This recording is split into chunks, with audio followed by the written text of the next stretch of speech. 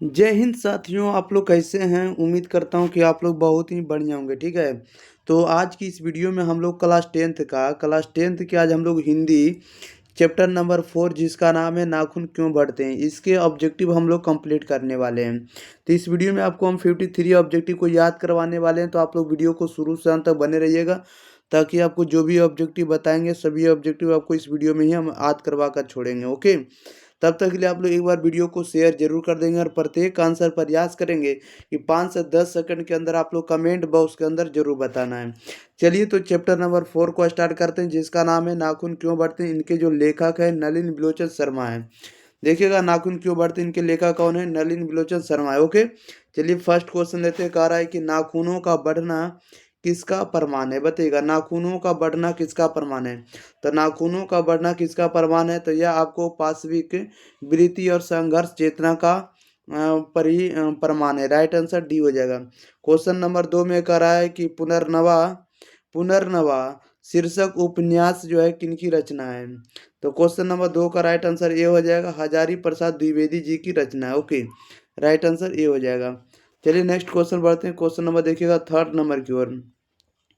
Question number third में कह रहा है कि नाखून नाखून क्यों बढ़ते हैं, शीर्षक पाठ साहित्य की कौन सी विधा है? बताइएगा नाखून क्यों बढ़ते हैं, शीर्षक पाठ साहित्य की कौन सी विधा है? तो राइट आंसर बी हो जाएगा, ललित निबंध है। क्वेश्चन नंबर 4 में कह रहा है कि गौड़ देश के लोग क्या पसंद करते थे? गौड़ देश के लोग क्या पसंद करते थे? तो बड़े बड़े नखों को रखना। राइट आंसर डी हो जाएगा। क्वेश्चन नंबर देखिएगा आप लोग सीधे 5 नंबर की ओर। 5 नंबर में देखिए क्या करा है। करा है कि नाखूनों का बढ़ना मनुष्य की किस वृत्ति का परिणाम है? बताइएगा नाखूनों का बढ़ना मनुष्य की किस वृत्ति का परिणाम है? तो right answer option number B हो जाएगा, पाशविक वृत्ति का परिणाम है। क्वेश्चन नंबर 6 में करा है कि लेखक हजारी प्रसाद द्विवेदी ने दयनीय जीव किसे कहा है? तो दयनीय जीव कहा है आपको अल्पज्ञ पिता को। राइट आंसर ए हो जाएगा। क्वेश्चन नंबर देखिएगा आप लोग 7 नंबर में कह रहा है कि प्रत्न प्रत्न मानव का अर्थ क्या है? तो बताइएगा राइट आंसर क्या हो जाएगा। तो प्रत्न मानव का अर्थ होता है प्राचीन मानव। राइट आंसर ऑप्शन नंबर इसका डी हो जाएगा। क्वेश्चन नंबर देखिएगा 9। क्वेश्चन नंबर 8 कह रहा है कि मनुष्य का नाखून का इतिहास जो है किस पुस्तक में मिलता है? नाखून का इतिहास किस पुस्तक में मिलता है? तो कामसूत्र में मिलता है। राइट आंसर ए हो जाएगा। नेक्स्ट क्वेश्चन लेते हैं। क्वेश्चन नंबर देखिएगा आप लोग 9 नंबर में कह रहा है कि हजारी प्रसाद द्विवेदी ने डी लिमिटेड की उपाधि किस विश्वविद्यालय से प्राप्त की है? बताइएगा हजारी प्रसाद द्विवेदी ने डी लिट या लिट लिमिटेड की उपाधि किस विश्वविद्यालय से प्राप्त की है? तो 9 का जो राइट आंसर हो जाएगा ऑप्शन नंबर बी हो जाएगा, लखनऊ विश्वविद्यालय से। ठीक है, याद रखिएगा। नेक्स्ट क्वेश्चन लेते हैं। क्वेश्चन नंबर देखिएगा आप लोग 10 नंबर की ओर। चलिए 10 नंबर भी आप लोगों के बीच आ गया है। 10 नंबर में कह रहा है कि कहानी में चंद्रकार त्रिकोण और दंतुल वर्तुलाकार आकृतियों का संबंध मानव के किस अंग से है? तो मानव के किस अंग से? तो यह आपको नख से है। राइट आंसर ये हो जाएगा, नख मतलब नाखून से। 11 में कह रहा है कि अलतक का अर्थ क्या होगा? अलतक का अर्थ क्या होता है? तो ये होता है आपको आलता। राइट आंसर बी हो जाएगा। क्वेश्चन नंबर देखिएगा आप लोग 12 नंबर में। 12 नंबर में कह रहा है कि द्विवेदी जी को साहित्य अकादमी पुरस्कार किस रचना पर मिला था? द्विवेदी जी को साहित्य अकादमी पुरस्कार किस रचना पर मिला था? तो आलोक पर्व पर मिला था। राइट आंसर बी हो जाएगा। क्वेश्चन नंबर देखिएगा आप लोग सीधे 13 नंबर में। 13 नंबर में देखिए क्या कह रहा है। कह रहा है कि प्राचीन मानव का प्रमुख अस्त्र शस्त्र क्या था? प्राचीन मानव का प्रमुख अस्त्र शस्त्र क्या था? तो नाखून था। राइट आंसर बी हो जाएगा। क्वेश्चन नंबर 14 में कह रहा है कि नाखूनों का बढ़ना किसका परिणाम है? तो नाखूनों का बढ़ना किसका परिणाम है? तो मनुष्य की अंध सहजात वृत्ति का। राइट आंसर बी हो जाएगा। नेक्स्ट क्वेश्चन नंबर देखते हैं हम लोग 15 नंबर में। कह रहा है कि सब पुराने अच्छे नहीं होते और सब नए खराब नहीं होते, ऐसा किसने कहा है? बताइएगा सब पुराने अच्छे नहीं होते और सब नए खराब नहीं होते, ऐसा किसने कहा है? तो ऐसा कहने वाले कालिदास है। Right answer option number B हो जाएगा। 16 में कह रहा है कि नकधर मनुष्य आज किस पर भरोसा कर रहा है? बताइएगा नकधर मनुष्य जो आज किस पर भरोसा कर रहा है? तो एटम बम पर कर रहा है। राइट आंसर सी हो जाएगा। क्वेश्चन नंबर देखिएगा आप लोग 17 नंबर की ओर। आपको जो भी ऑब्जेक्टिव बताएंगे प्यारे साथियों, एकदम एग्जाम ओरिएंटेड ऑब्जेक्टिव बताएंगे, जो आपको 2025 के बोर्ड परीक्षा में सीधे टकराने वाला रहेगा। ओके, और आपको 100% ऑब्जेक्टिव जो लड़ेगा वही ऑब्जेक्टिव हम आपको इस वीडियो में कवर कराएंगे अब। ओके, क्योंकि आप लोगों के पास समय बहुत ही कम है। चलिए तो आगे बढ़ते हैं। क्वेश्चन नंबर देखिएगा 17 नंबर को। आप लोग एक बार वीडियो को भी शेयर कर दीजिएगा। ओके, कह रहा है कि मनुष्य की मनुष्यता यही है कि वह सबके दुख सुख को सहानुभूति के साथ देखता है। यह तथ्य किसका है? तो यह तथ्य आपको गौतम बुद्ध का राइट आंसर भी हो जाएगा। 18 में कह रहा नाखून क्यों बढ़ते हैं कि निबंधकार कौन है? तो नाखून क्यों बढ़ते हैं, इनके ये जो निबंधकार है इनके जो लेखक हैं हजारी प्रसाद द्विवेदी है। कौन है? आचार्य हजारी प्रसाद द्विवेदी जी हैं। राइट आंसर डी हो जाएगा। क्वेश्चन नंबर देखिएगा आप लोग 19 नंबर में। करा आचार्य हजारी प्रसाद द्विवेदी जी का साहित्य किस विधा में लेखन नहीं है? किस विधा में लेखन नहीं? तो कहानी में लेखन नहीं है। क्वेश्चन नंबर देखिएगा 20 में। कह रहा है कि कौन सी रचना हजारी प्रसाद द्विवेदी की नहीं है? हजारी प्रसाद द्विवेदी की रचना कौन नहीं है? तो माटी की मूर्ति नहीं। राइट आंसर बी हो जाएगा। क्वेश्चन नंबर देखिएगा 21 नंबर में। कह रहा है कि द्विवेदी जी ने निर्लज अपराधी किसे कहा है? द्विवेदी जी ने निर्लज निर्लज अपराधी किसे कहा है? तो नाखून को। राइट आंसर ये हो जाएगा। 22 में कह रहा है कि कामसूत्र किनकी रचना है या कामसूत्र किसकी रचना है? तो कामसूत्र किसकी रचना है? तो right answer option number C हो जाएगा, वात्स्यायन जी का। किनका है? वात्स्यायन जी का। ओके, याद रखिएगा। क्वेश्चन नंबर देखिएगा आप लोग 23 नंबर। कह रहा है कि शिक्षक का अर्थ क्या होता है? तो शिक्षक का अर्थ होता है मोम होता है। राइट आंसर डी हो जाएगा। नेक्स्ट क्वेश्चन ले लेते हैं। क्वेश्चन नंबर देखिएगा आप लोग 24 नंबर की ओर। चलिए क्वेश्चन नंबर 24 में देखिए क्या कह रहा है। कह रहा है कि महाभारत क्या है? तो महाभारत जो एक प्रकार का पुराण है। राइट आंसर डी हो जाएगा। 25 में कह रहा हजारी प्रसाद द्विवेदी द्वारा रचित पाठ कौन सी है? बताइएगा। हजारी प्रसाद द्विवेदी द्वारा रचित पाठ कौन सी है? तो नाखून क्यों बढ़ते हैं। राइट आंसर ए हो जाएगा। क्वेश्चन नंबर देखिएगा आप लोग 26 नंबर की ओर। कह रहा है कि ललित निबंध है। तो ललित निबंध कौन है? तो नाखून क्यों बढ़ते हैं। राइट आंसर भी हो जाएगा। 27 में कह रहा है कि पुराने का मोह सब समय वांछनीय ही नहीं होता। किस लेखक की पंक्ति है? तो यह हजारी प्रसाद द्विवेदी की पंक्ति है। राइट आंसर सी हो जाएगा। ओके, याद रखिएगा। क्वेश्चन नंबर देखते हैं हम लोग 28 नंबर में। कह रहा है 28 में कि प्राचीन काल में दक्षिण भारत के लोग कैसा नाखून रखते थे? बताइएगा। प्राचीन काल में दक्षिण भारत के लोग कैसा नाखून रखते थे? तो छोटे छोटे रखते थे। राइट आंसर ये हो जाएगा। क्वेश्चन नंबर 29 में कह रहा है कि दधीची की हड्डी से क्या बना था? बताइएगा। दधीची की हड्डी से आपको इंद्र का वज्र बना था।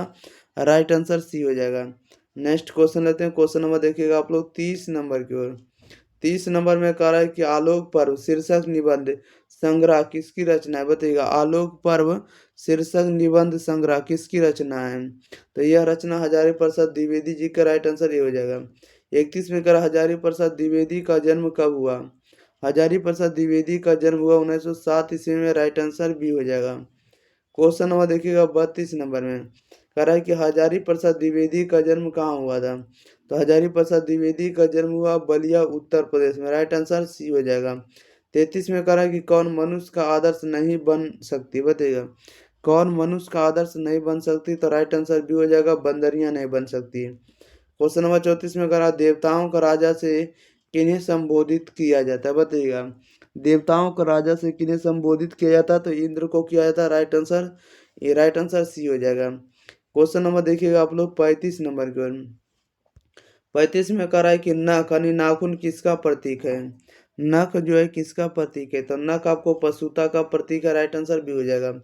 36 में कह रहा है पृथ्वी राज रासो किनका संपादन है?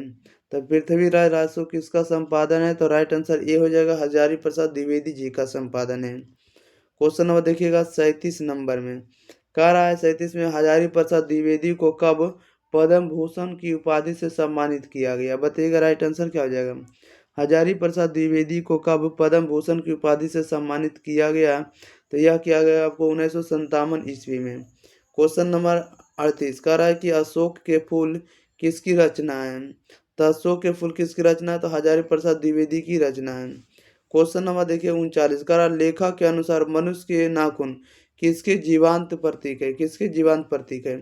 तो चलिए तो इसका भी ऑप्शन हम आप लोगों के बीच दिखा देते हैं। चलिए क्वेश्चन नंबर कितना था, 38 नंबर था, है ना, सॉरी 39 नंबर। 39 नंबर में कह रहा है कि लेखक के अनुसार मनुष्य के नाखून किसके जीवांत का प्रतीक है। तो 39 का जो राइट आंसर होगा ऑप्शन नंबर सी हो जाएगा, पाशवी वृत्ति के प्रतीक है। ओके, 39 नंबर में कह रहा हजारी प्रसाद द्विवेदी की मृत्यु कब और कहाँ हुई। तो हजारी प्रसाद द्विवेदी की मृत्यु 1979 ईस्वी में दिल्ली में हुई। 41 में करा शाहजात वृत्तियां किसे कहते हैं। तो शाहजात वृत्तियां हम लोग अनजान स्मृतियों को कहते हैं। राइट आंसर बी हो जाएगा। क्वेश्चन नंबर देखिएगा 42 नंबर में। 42 नंबर में कह रहा है कि द्विवेदी जी ने किनसे पूछा था कि नाखून क्यों बढ़ते हैं, बताइएगा। द्विवेदी जी से किनसे पूछा था कि नाखून क्यों बढ़ते हैं। क्वेश्चन नंबर 42 का right answer option number B हो जाएगा, छोटी लड़की ने पूछा था। क्वेश्चन नंबर 43 में करा नाखून क्यों बढ़ते हैं। पाठ में बूढ़े ने सबसे बड़ी चीज किसे माना है। 43 का राइट आंसर ये हो जाएगा, प्रेम को माना है। ओके, क्वेश्चन नंबर देखिएगा आप लोग कितना नंबर, 44 नंबर। 44 नंबर कह रहा किस देश के लोग बड़े बड़े नख पसंद करते हैं, बताइएगा। किस देश के लोग बड़े बड़े नख पसंद करते हैं। तो गौड़ देश के लोग पसंद करते हैं। राइट आंसर डी हो जाएगा। 45 में करा पुराने का मोह सब समय वांछनीय ही नहीं होता। यह पंक्ति की शीर्षक पाठ की है। तो राइट आंसर ये हो जाएगा, नाखून क्यों बढ़ते हैं, ये शीर्षक पाठ का पंक्ति है। क्वेश्चन नंबर 46 कह रहा है कि अनाम दास का पोथा उपन्यास किस लेखक की कृति है।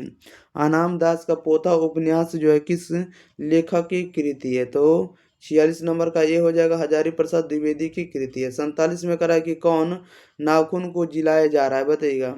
कौन नाखून को जिलाया जा रहा है, तो प्रकृति। राइट आंसर सी हो जाएगा। क्वेश्चन नंबर 48 कह रहा है कि अनाम दास का पोथा साहित्य किस विधा की रचना है, बताइएगा।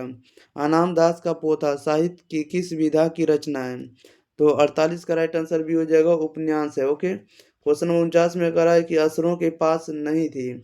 तो असुरों के पास क्या नहीं थी, तो लोहे के अस्त्र नहीं थी। राइट आंसर डी हो जाएगा। क्वेश्चन नंबर देखिए 50 कह रहा है कि कालिदास की ललित योजना किनकी रचना है। कालिदास की ललित योजना किनकी रचना है। तो राइट आंसर सी हो जाएगा, हजारी प्रसाद द्विवेदी की रचना है। 51 में कह रहा गौतम बुद्ध ने कहा था कि मनुष्य की मनुष्यता है। मनुष्य की मनुष्यता है तो सभी के दुख सुख को सहानुभूति के साथ देखना। राइट आंसर ए हो जाएगा। क्वेश्चन नंबर 51 नंबर में कह रहा है कि नकधर मनुष्य अब क्या लेकर आगे की ओर चल रहा है, बताइएगा। नकधर मनुष्य अब आगे क्या लेकर चल रहा है। तो राइट आंसर बी हो जाएगा, एटम बम लेकर चल रहा है। 53 में कह रहा है कि मनुष्य किसको नहीं बढ़ने देगा, बताइएगा। मनुष्य किसको नहीं बढ़ने देगा, तो नाखून को नहीं देगा। राइट आंसर बी हो जाएगा। चलिए, तो इस वीडियो में आप लोग को जितना ऑब्जेक्टिव बताएं सभी ऑब्जेक्टिव आप लोग को भी याद हो गया होगा। ओके, तब तक के लिए आप लोग क्या करेंगे कि इस वीडियो को आप लोग दोस्तों के पास शेयर कर देंगे, ठीक है। अपने भाई बहन के पास आप लोग जरूर इस वीडियो को शेयर कर दिए, बता दीजिए कि एग्जाम प्री चैनल पर आप लोग को सभी तरह का कंटेंट अब अवेलेबल कराया जा रहा है, ठीक है। आप लोग जल्दी से जल्दी जुड़कर एग्जाम की कंप्लीट 2025 की तैयारी आप लोग कर लीजिए, क्योंकि आप लोग का प्लेलिस्ट भी तैयार कर दिया गया। सभी विषयों का आप लोग जाकर शुरू से अंत तक देखते जाइए, इससे बाहर आपको ऑब्जेक्टिव नहीं आएगा। ओके, और सब्जेक्टिव का भी वीडियो आपको अवेलेबल है। ओके, तो चलिए, तो मिलते हैं हम लोग अगले वीडियो के साथ। तब तक चैनल को सब्सक्राइब जरूर कर लेंगे। तो thank you for watching this video, धन्यवाद।